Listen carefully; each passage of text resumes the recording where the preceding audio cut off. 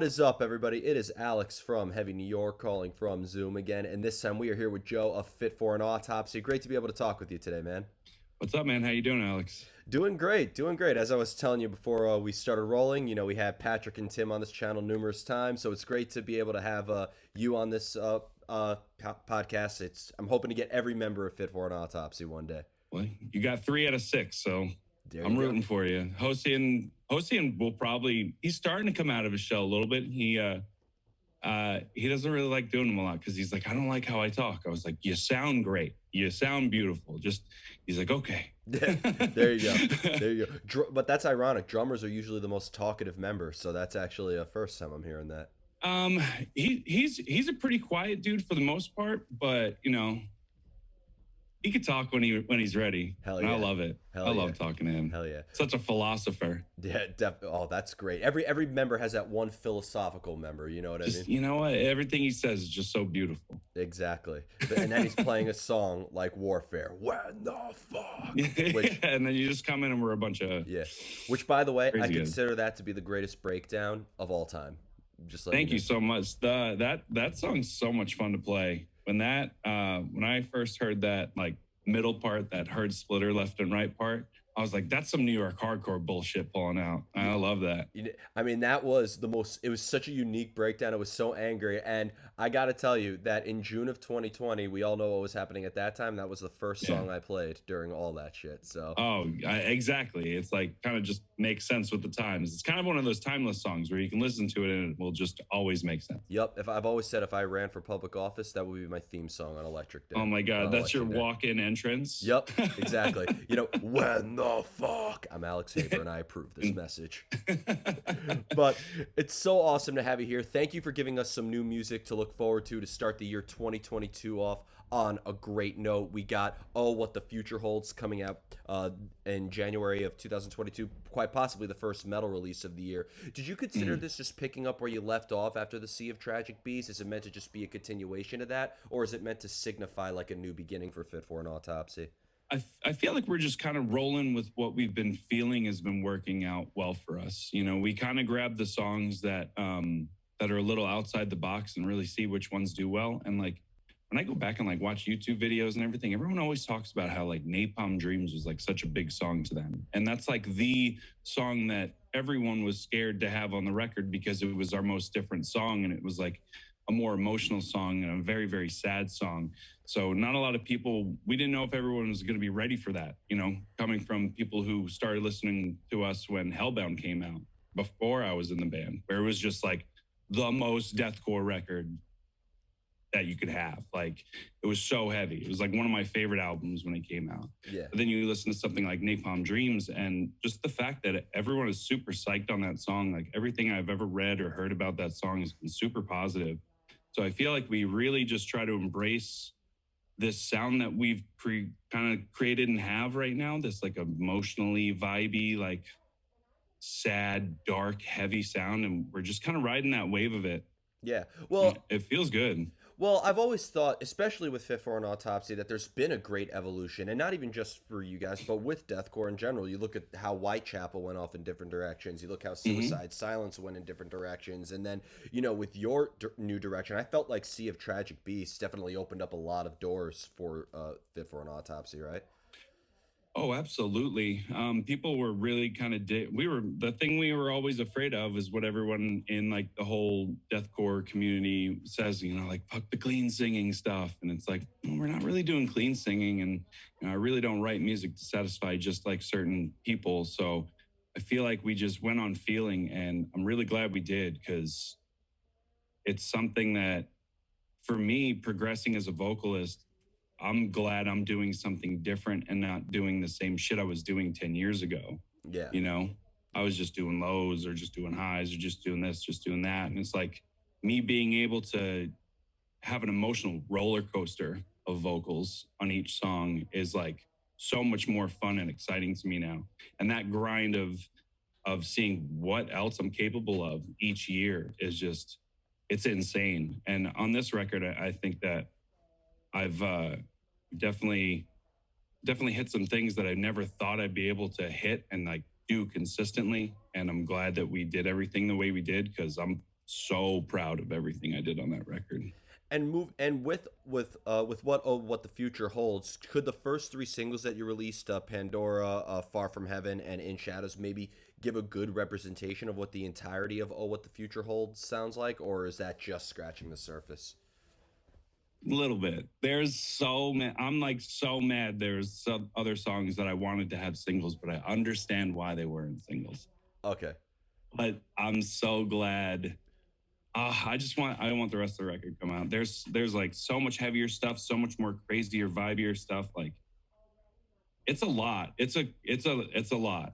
I think that we're definitely scratching the surface with just those three songs. So just like there's a little taste of it, but there's so much more on this record that we did that we've not really touched on in any other albums. Hmm. Well, with the making of this album, I know you weren't. I know that Absolute Hope, Absolute Hell was your actually first album with the band. But being that this year was the 10-year anniversary of the process of human extermination, do you think that maybe kind of the nostalgia for the debut and working with Patrick and William and everybody else like kind of wanted to maybe bring a little bit of throwback elements into it as well, maybe bringing your twist? I actually got really excited because there were certain parts in songs where I was like, oh, I feel like old Nate in this one. This is cool. Like, it's like that older Fit vibe. Like from like I don't know if you ever listened to like the 4-song demo that they had a while ago, but that was hard as fuck. And I remember listening to that, jamming out to that all the time. So when I heard a lot of these songs and the way we were going to approach some of these vocals on this, like I had so much fun with it because it did have some old Fit vibes in there. There was like some little tasteful things. I was like, that's something you guys used to do. And that's awesome. When you joined Fit for an Autopsy, were you kind of looking at Hellbound and the process of human extermination, being like, okay, this is what I need to do? Or with the making of Absolute Hope, Absolute Hell, and Onward, you were kind of allowed to bring in a little bit of your own mix into the band? So when I joined, I thought I was supposed to be the most brutal guy on the planet. Just do the super lows, just be super heavy, just go fucking wild.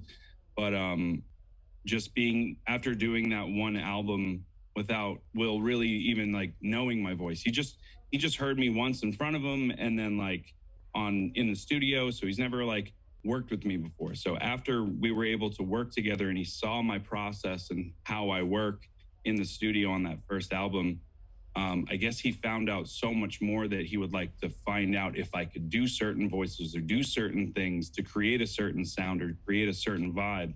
And I feel like with each record, he's pushed me to fill this certain level of like expectation to a point where that pushes me to get better each album. And I think that we progress together so much more when this whole thing started from like Absolute and is just growing into this like really vibey thing that we've got going on.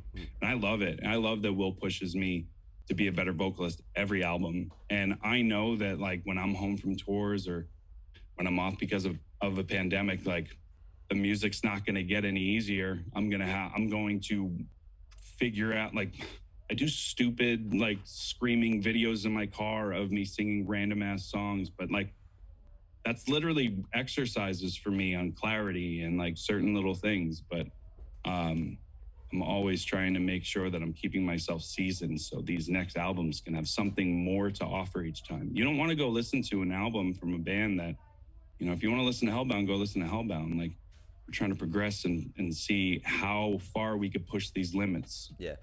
Well, I think when you look at the entire Fit for an Autopsy catalog, like I don't consider Oh What the Future Holds to be a follow-up or a continuation of the Sea of Tragic Beast. And I don't consider the Sea of Tragic Beast to be a continuation of the Great Collapse. I think every record is just a continuation of the Fit for an Autopsy evolution. And I think what's great and why you had such a dedicated fan base is because we've watched you grow and develop. We've grown as fans and you've all have grown as musicians. And with uncovering your clean melodic voice, do you almost feel like now having multiple usages of your voice, it's almost kind of used to represent or reflect a different emotion or maybe even a different personality that you would have? Oh, absolutely. Absolutely. There's like some snarkiness in my vocals on this record too. There's like some words I say where it's just like, I'm making it sound like I'm making like a snarky remark at you, or there's like certain attitude to it. So, yes, I think that a lot of a lot of like the Piccielli stuff. It has created another avenue to be able to create a different type of emotion vocally over heavy parts. Because over these breakdowns and stuff, normally you would just hear like a low, right? Or you would just hear like one high or something. This, I'm riding a wave of just like feeling pain within the words. You know what I'm saying? I feel like it just grabs more out of it, especially when you got that ambient guitar in the background. Well, creates this like little thing, and I just feel so sad in the midst of it. I'm just like, oh, see, if you feel it, like that's the thing, you have to feel it, and that shit really shows up in when you're recording too. Like if you're not feeling it, if you're not feeling that emotion, you can't produce that kind of vocal. You really have to get into it, and Will just writes in such a way that it is painful listening to it. Like listening to our songs for the first time, no vocals, no lyrics, no nothing, just like listening to it. It's just painful. It sounds, it like hurts, you know? So it's so much fun. And that emotion that you have to feel, do you almost like have to put yourself in a certain place or be in a certain element in order to feel that emotion? Or does that emotion that you're feeling just come out of nowhere sometimes? So I've been over the years, I've been pretty good at being able to just snap into whatever emotion I need to for certain vocal parts. But like when you are trying to write a different type of thing moving forward, you have to feel it super raw. So usually when I do go into the studio, I'm usually in like a I put myself in a little bit of a darker place, not like bad, but just like start thinking about a lot of stuff, you know, start reading over the lyrics and doing everything and just getting myself ready and prepared.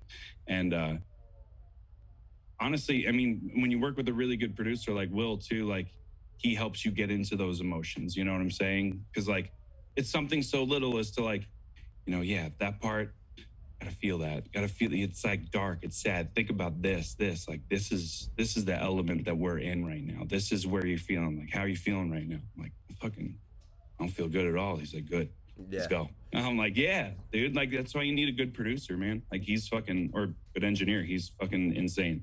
Well, when you almost have to like utilize that darkness in a way, because you know a lot of people, they find art, whether it's music or writing or visual art or any form of art, as a form of stress relieving. But do you almost feel that maybe, for lack of better words, relying on darkness could almost maybe make it a little bit deteriorating, or almost maybe be a cause of stress versus a way of relinquishing it? Yeah, absolutely. Because like you're putting yourself through it, so you're forcing yourself to feel a certain way. Then you have to force yourself to get out of that, you know. And that's the hardest part, is like snapping yourself back in, where you're just like, no, dude, everything's cool. You just, you know, vibe for the record.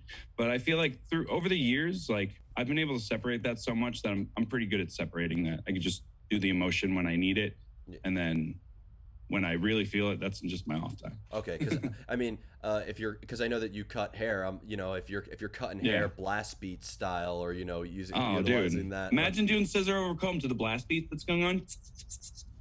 I always and my clients start picking it up after a while. They're like, "Are you like go into the music?" I'm like, "Yeah." Like they'll hear the buzzer going, bam, bam, bam, and then I have like a part that's going, bam, bam, bam, bam, and I'll stop, bam, bam, bam, bam. It's so stupid.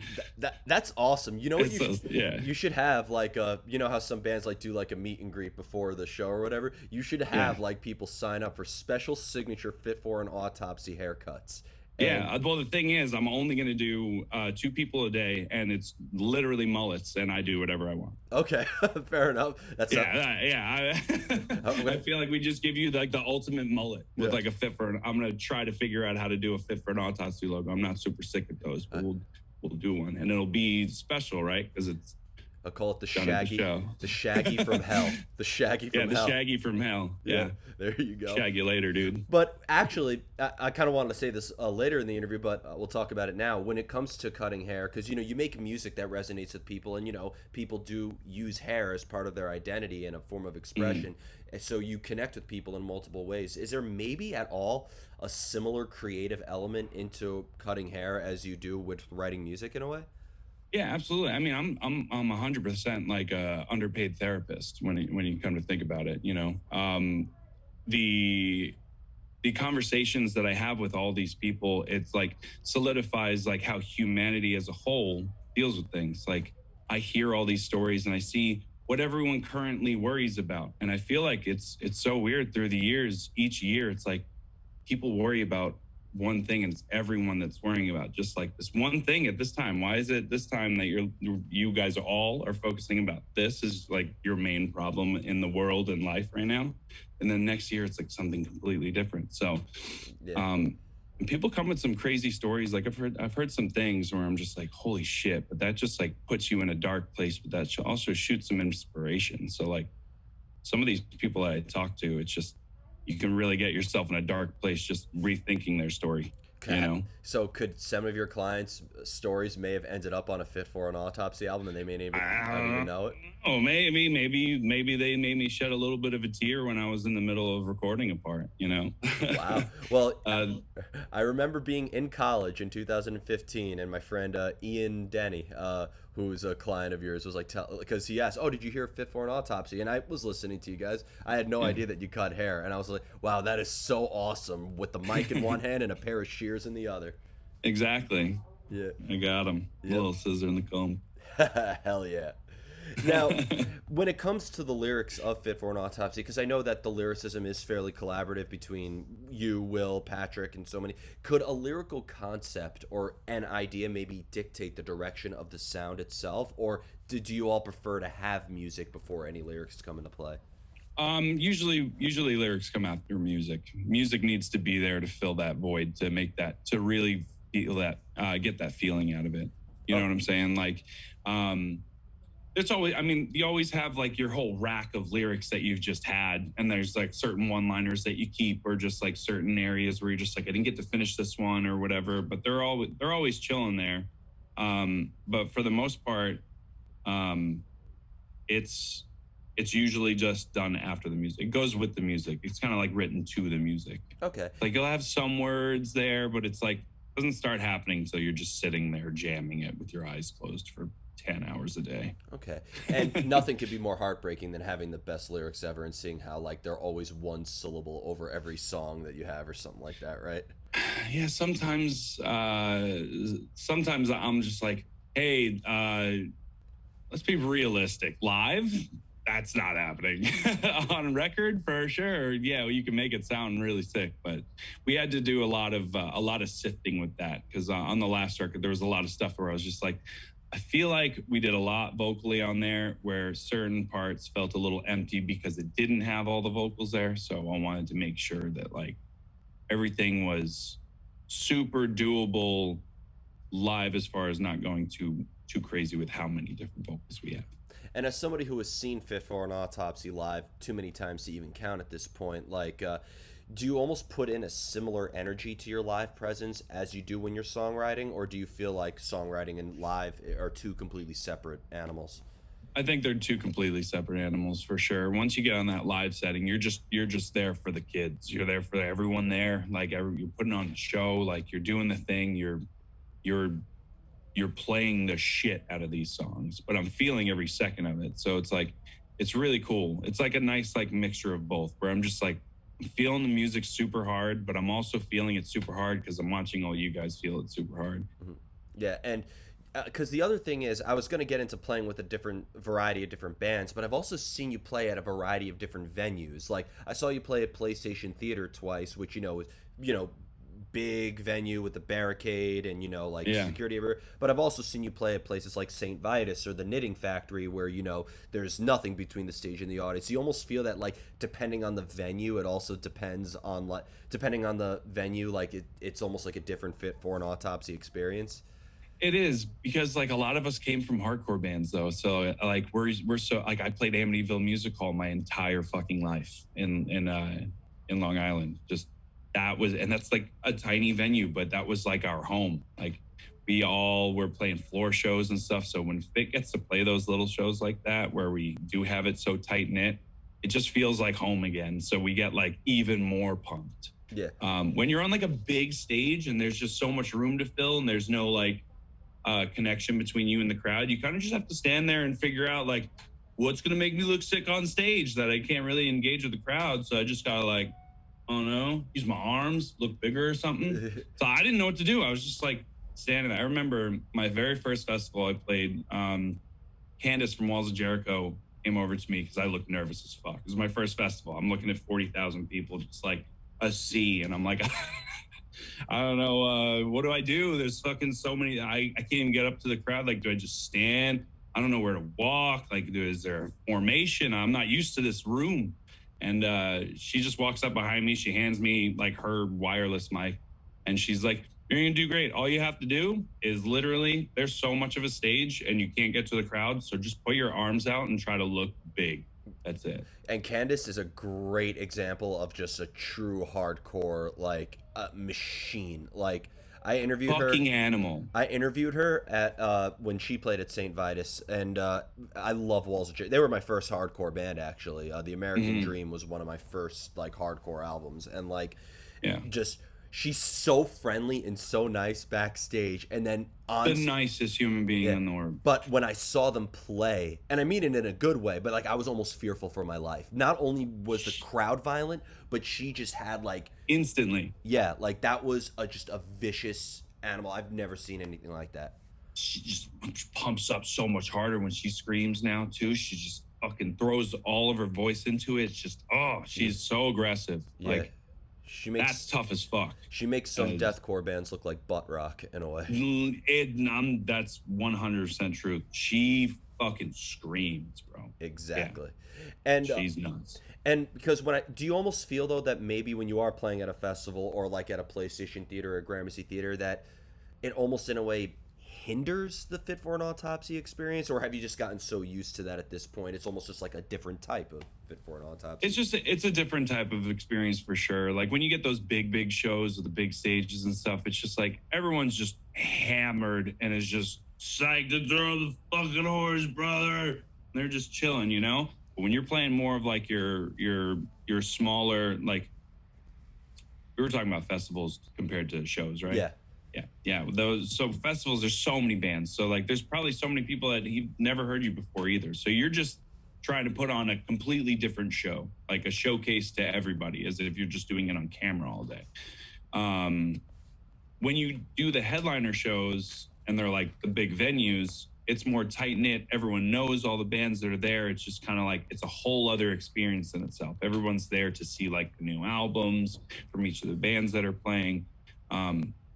Festivals, you're just wide sprung. There's so much to offer that we're not like a main focal point. So we just have to like look really sick the best we can. Do you feel that you almost have to practice crowd interaction and stage presence as much as you practice the song in itself, or is that just something that is like an instinct that just develops? No, I like literally pretend like when it's so stupid.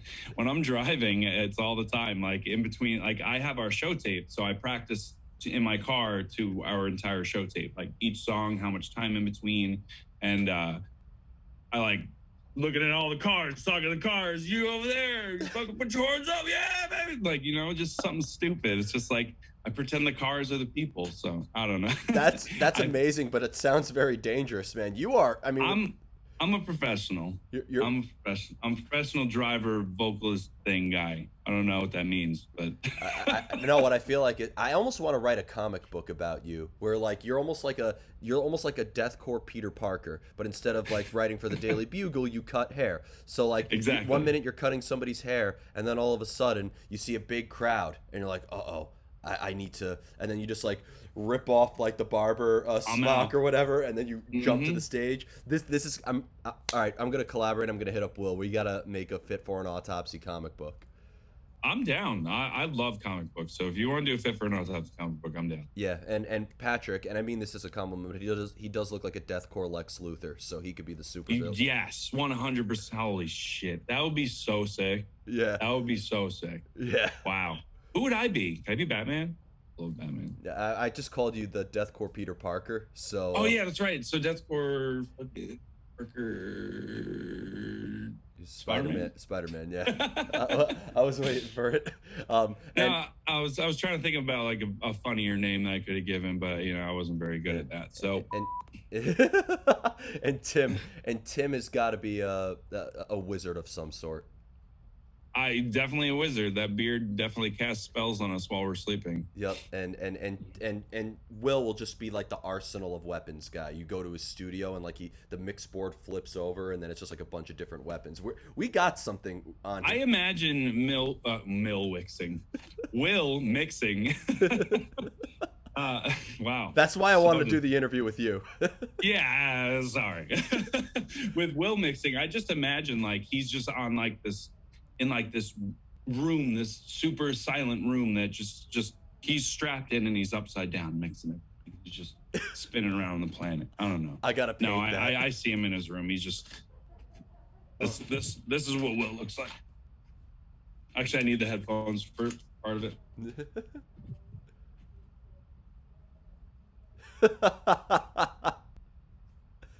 That's my impersonation of Will. All right. The back of his head. Fair enough. Oh, I can't even hear you. I unplugged it. Fair enough. And the final question I wanted to ask you too is back to your live shows though, because you've played with like a variety of different bands. And when I mean this, like I think when it comes to like the whole deathcore movement that Fit for an Autopsy cut their teeth in, I think you guys have done it the most because not just touring with your fellow deathcore bands, but Sepultura, Arch Enemy, Hatebreed, Unearth. Like you've played with bands that go far outside that genre. Yep, Trivium as well. Like yeah. So like have you noticed maybe different reactions or different types of audiences? You guys are great at making the audience, any audience you're playing in front of yours. So that was like for me, I was like super nervous because I was like, I come from like hardcore and metalcore, and now we're stepping into like metal fucking world, and I'm like, holy shit, like this is a whole different planet. I gotta step up my fucking game like super hard.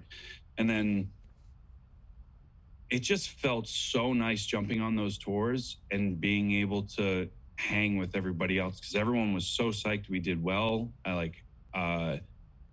Trivium took us out a bunch and like took good care of us, and we've just built so much in the past like 4 years super hard that I think it was such a good transition for us going into that like super metal world. You know what I'm saying? Like those bigger tours and stuff like that, because we were able to hang like fucking awesome, being able to hang with the big guys and like playing these big ass tours and shows and like gaining so many fans from this. I'm like, geez, from being a deathcore band, like doing all that shit to just like being able to step into here is really fucking nice. Definitely.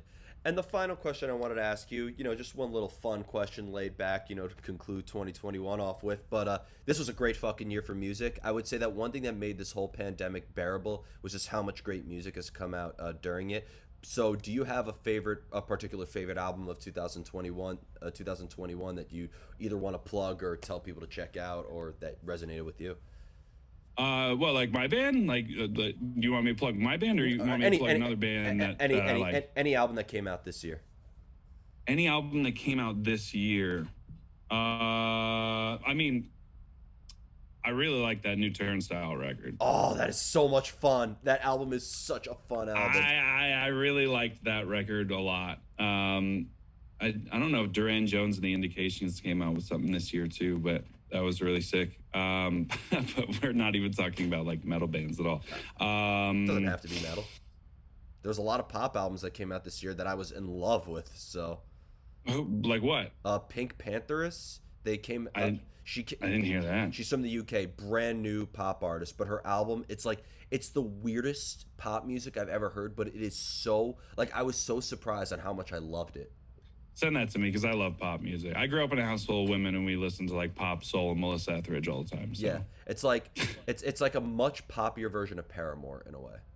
Ooh, and I love Paramore. Dude, Paramore is amazing. I don't care. I listen to death metal, but Hayley Williams is just a queen.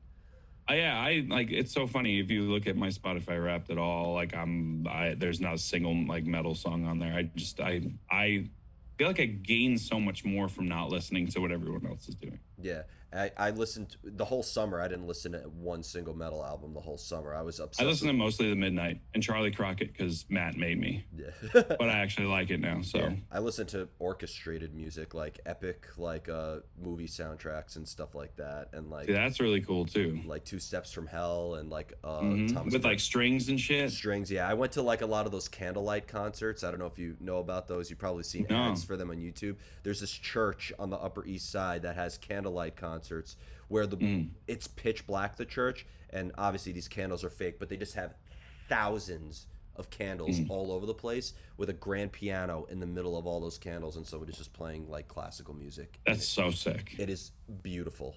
So That's so sick. yeah. So is that where you go spend your Sunday nights now? I spend it any week I could get a ticket because they do them every day and they're all usually really? sold out. They do two a day. They do two twice a day and they're all usually sold out.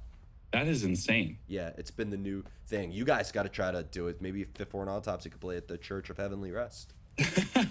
I played at church once in the local band, and some guy came up to me and said a bunch of things, and I was like, I don't know how to feel right now. So I'm just gonna go away. I don't remember what he said. I think he was just I don't remember. I don't even talk about it. Fair enough. So before we go, I want to thank you so much for your time today, and great that we finally get to make an interview with you happen. We got 3 members down and 2 more to go. There you go. 3 more. You got to get Will. Oh, you got to get Blue. I interviewed Will. I interviewed Will. Okay. So you just need Blue and Hosey. Yep. There we go. I'll figure. I get you. All right. I'll get him for you. Sounds good. Is there just anything else that you would like to promote for Fit for an Autopsy? I know that you've got the January tour. 14th, we have a new album coming out called Oh What the Future Holds. Please pre-order that if you guys are into that whole new thing that we're doing. So we're going on tour January, I think 3rd or 4th. It starts with Enterprise Earth, Ingested, Signs of the Swarm, and Great American Ghost. All of them, I believe, are coming out with albums this year as well. So that tour is going to be so much fun. So grab some tickets. And that's a great lineup too. It is a great lineup. I'm very, very pumped. Yeah, very pumped for that one. Every Fit for an Autopsy fan I talked to about that tour, like they're like, no, like I'm getting there at the very beginning because I want to see every single band. You got to see everybody on that tour. Do not miss Great American Ghost. Do not miss Signs of the Swarm. Don't fucking miss Ingested. Ingested's like so sick. I have a funny story about Ingested. I saw them play at the Kingsland in Brooklyn one time, and I went out for a cigarette, just like in the middle of their set or whatever, and I see somebody come out being like, I guess he worked at the venue. He's like, dude, the wall is missing. I'm like, I don't mean to intervene, but how does the wall go missing? The wall doesn't just go missing. Yeah, the wall just doesn't leave. Yeah, so that's how crazy that show was. Jesus Christ, dude. That's crazy. Yeah. That's nuts. Oh, my God. But thank you so much, everybody. Fit for an Autopsy. Oh, What the Future Holds. Out January 14th. And catch them on their tour this winter. We'll see you next time on Heavy New York. Thank you.